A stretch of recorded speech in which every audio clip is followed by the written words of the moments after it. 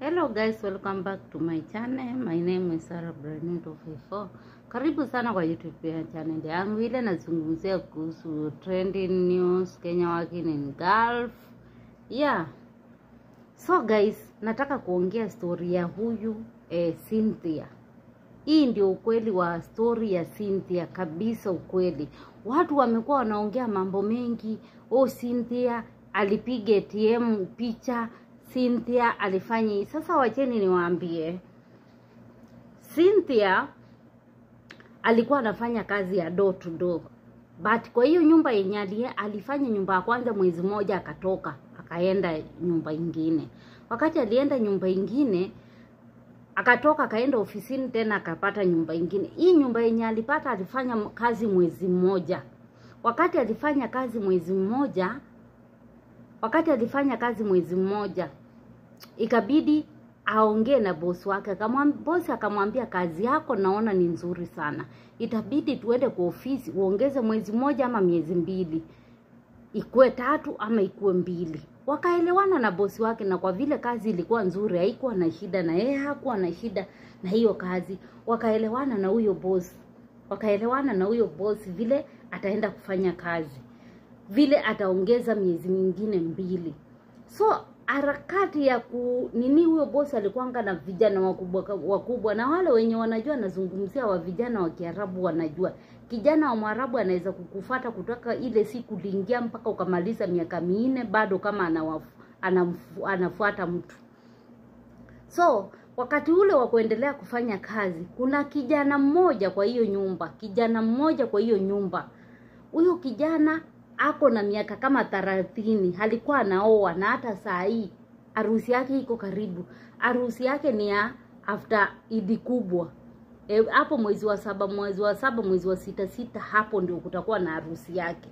So huyu kijana ikawa ameanza kumzoea, na ni kama ameanza kumsumbua. Kama vile mnajua tu wa vijana wa Kiarabu wanakuanga vierehere, wanaweza kukusumbua mpaka wewe mwenyewe ukasikia roho yako imechoka, lakini yeye bado anaendelea tu.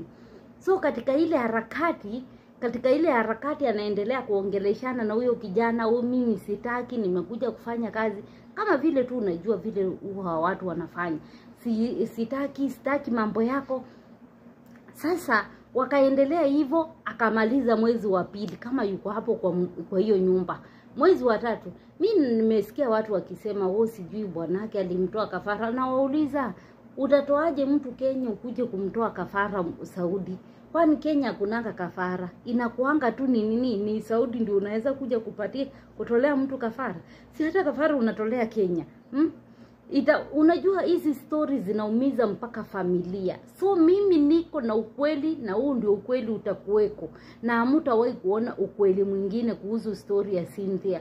Hata kama watu watarekodi voice 500, hata kama watu watarekodi video 1000, juu mimi kutoka hapa na pale Cynthia alikuwa anafanya kazi si mbali, ni hapa tu, si mbali tena. Wako na ukoo na hii nyumba, kwa hivyo si mbali. So huyo kijana akamsumbua, akawa anamsumbua kila wakati, anamsumbua, mimi sitaki, anamsumbua. So Cynthia akawa ameamua, hii nyumba imekuwa too much, wacha niambie ofisi wakuja wanichukue. Lakini vile unajua door to door, kama umeandikishana 3 months mwenzangu, hata kama unasota namna gani, ni lazima umalize. Door to door inakuanga nzuri, lakini saa nyingine inakuanga mbaya, juu inakuanga na masheria. Juu huyo Mwarabu ashakulipia hiyo miezi 3 kazi, na ni lazima. Na ukienda kwa ofisi nao hawataki kurudisha hiyo pesa, ya hiyo pesa yenye alikulipia. So hapo kuna kuanga na changamoto. Door to door ni nzuri, lakini saa nyingine na kuanga mbaya wakati umepelekwa kwa nyumba na hiyo nyumba imekushinda na mwezi hujamaliza. Huwa ni lazima yule mwenye ashafanya door to door anajua ni lazima umalize ile, juu ashalipwa mshahara, ashalipwa pesa yako. Huyo boss wako ashalipa pesa. So kurudisha itakuwa ngumu. Unang'ang'ananga nayo mpaka unaimaliza. Sorry. So katika ile harakati ya mwezi wa 2 sasa anaendelea ndio amalize ule mwezi wa 3. Manake wakati walienda kwa ofisi walisaini miezi 3, na yeye Alipenda hiyo nyumba juu hakukuwa na kazi mingi na vijana ni wakubwa wakubwa, hakuna watoto wadogo. Sasa kwa hivyo hiyo nyumba ilikuwa beti mama. So siku moja akawa anaosha amam. Anaosha tu. Katika ile harakati ya kuosha hivi, yule kijana akakuja mpaka ndani ya choo. Ndio nawaambianga shetani shetani hufuata mtu. Shetani hufuata mtu. Akaingia pale ndani ya choo. Wakati walifuatana akaingia ndani ya choo. Unajua ukiosha choo huwezi kuangalia mlangoni. Saa nyingine umeinama unasugua juu ama unasugua chini. Huwezi kuwa hata uko na habari kama kuna mtu anaweza kuja chooni. So yeye mtu akaingia, akaona huyo kijana ameingia kwa choo. Akashangaa, akastuka. Kitu ya kwanza alistuka, akashangaa, "Kai, sasa nani huyo mwenye ameingia kwa choo na mimi niko hapa naosha?" Kuangalia ni yule kijana. Yule kijana akamshika na nguvu, akajaribu kujitoanisha. Katika ile kujitoanisha, yule mama akasikia, akakuja akawapata chooni. Guess what? Huyo kijana akajidanganyishia. Yeye hakusema kama alikuwa amekuja kushika huyo msichana. Akajidanganyishia huyo msichana ndo amekuja akaingia chooni kama yeye yuko. Alafu Mwarabu anasikiza watoto. Waarabu wako na tabia mbaya. Jameni, Mungu uliyeumba Mwarabu sijui ulimtoa wapi. Sijui hii kiumbe kilitoka wapi. Akamdanganyishia, akamwambia yeye ndio alikuwa anafanya nini? Ndio alikuwa anataka amekuja chooni kama yuko. Msichana akaambiwa, "Sijui unanitaka." Sasa na yeye wakati walimaliza pale wakamaliza hiyo story, akaona njia nzuri ni kutoroka kwa hii nyumba. Hii njia nzuri ni nitoroke kwa hii nyumba sasa. Hii nyumba ndio nafaa nitoroke. Katika ile, na unajua ni do katika ile kujiandaa wakati ule alikuwa anatoroka. Yani baada ya siku kadhaa, baada ya siku 2 kukanyamazia, ukamanyamazia tayari. Sasa akasema kitu yenye itanisaidia hapa ni kutoroka hapa kwa hii nyumba. Juu huyo mama alianza kumkombeza, ulikuja kulala na watoto wangu, unajua huyu kijana ako na harusi tayari, tushaenda tumeongea na msichana na wewe unataka kumharibia." Alafu hakuna kitu kibaya Mwarabu kama anangojea kuoa ama kuolewa alafu ingie katikati. Hapo ndio unajuanga Mwarabu ni sumu. So wakaanza kuongea, usijui kwa nini umemfanyia hivyo, kwa nini unataka kuharibu na kijana wangu anataka kuoa, ambapo kijana ndio alimfuata wapi? Kwa choo. So wakawa wanaongeleshana, lakini yeye akawa amesikia uchungu. Cynthia anasikia, wacha nitoroke. Akasema wacha atoroke. Sasa katika ile harakati ya kutoroka, akatoroka, akashikwa kwa gate. Akashikwa. Wakati alishikwa, unajua unaweza toroka nyumba ya nje lakini ukaenda ukapata gate inafunguliwa na password na hakuna vile utapanda juu. So akawa anajaribu hata kukimbia, alikuwa anajaribu kupanda juu, aruke upande ule, gari kamzuia, wakamshika wakamrudisha ndani. Sasa hapo ndio walianza kumchangamkia. Nafikiri kuanzia hapo ndio alituma zile voice ulikuwa unasikia. Lakini habari ndio hiyo na kulikuwa kuko hivyo na hakuna ukweli mwingine mtapata. Ukiona nyumba ya Mwarabu imekushinda, ukiona kijana anakunyemelea kila siku, beta uambie hata huyo Mwarabu akuone mbaya, lakini uponye roho yako.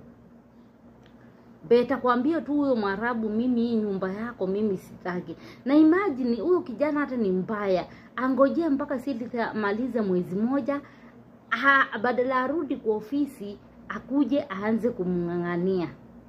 Mnaona vile shetani anafanyanga kazi? So guys, be careful kwa hizi nyumba za Waarabu. Mimi nimeona story mingi za wasichana wamekufia Gulf. Wengi. Sasa wengi ni Mijikenda na Wakisii wengi sana. So guys, kweni careful. Ukiona Mwarabu analeta nyenyenye, piga teke na utoke nje uende. Walai badala kukufa. Sasa unaona huyu alishikwa na karudishwa ndani. Alafu watu sijui aliniambia nipige ATM, bwana anamtoa kafara. No. Hiyo ndio ukweli na hakuna ukweli mwingine mtawaipata. Na najua mimi watu huwa hawapendi ukweli, lakini huo ndio ukweli wa Cynthia. Kifo yake ilianzia hapo. So After kurudi hapo, after kurudi ndani, sijui alikufa na nini, sijui walimnyonga, sijui walimpatia sumu, sijui walimfanyia nini. Juu hata Mwarabu wanakuanga na vitu vingi. Wanaweza kukupatia chakula kumbe wamekieka kitu, ukakula ukanini. Enyewe kama umechukua bwana wa Mwarabu ama bibi ya Mwarabu, wako na uwezo wa kukutandika hadharani na wakukate. Kuna story nishai kushare na nyinyi hapa. Msichana amezikwa huko, alikatwa hivi, akatolewa matumbo yote ikawekwa nje, na wakaenda wakamzika. Baada ya kupatikana na wanawake 4 akilala na bwanake, CCTV kaonesha vizuri sana vile walikuwa wanafanya. Baadaye walimshika wakamchapa na wakambeba. Video nilikuwa nazo hapa, lakini nikaziogopa kwa vile ni familia moja na hawa. Na wakambeba wakaenda wakamzika desert. Sasa hii kuna mtu anatafuta mtoto wake na ajui anamtafuta wapi. Lakini huyo alikufa na hiyo ikasaulika. So guys, be careful guys. Kuweni waangalifu. So guys, continue to subscribe to my channel, like, comment, share. Mungu awabariki sana sana sana, na tujilinde. Huku Saudi si kwetu. Sisi ni wageni. Na ile siku geni itaisha, tarudi kwenu. Tumechoka na kuzika watu. Kuna yule alilala akuamka. Kuna yule alikuwa anatoroka akapigwa na bosi akalazwa hospitali. Baadaye akarudishwa Kenya akiwa amekufa. Wako tu wengi, hata si mmoja. Wako tu wengi. Tujilindeni guys. Mwili haina spare. Ukishakufa umeacha. Kama huyu ni mtoto mdogo sana, angekubali kuacha mtoto wake kitu ya kwanza. Lakini ilibidi awache mtoto wake akufe kwa ajili ya kutafuta. So guys, continue to subscribe, join my membership. Thank you guys, nawapenda. Mungu awabariki. Thank you.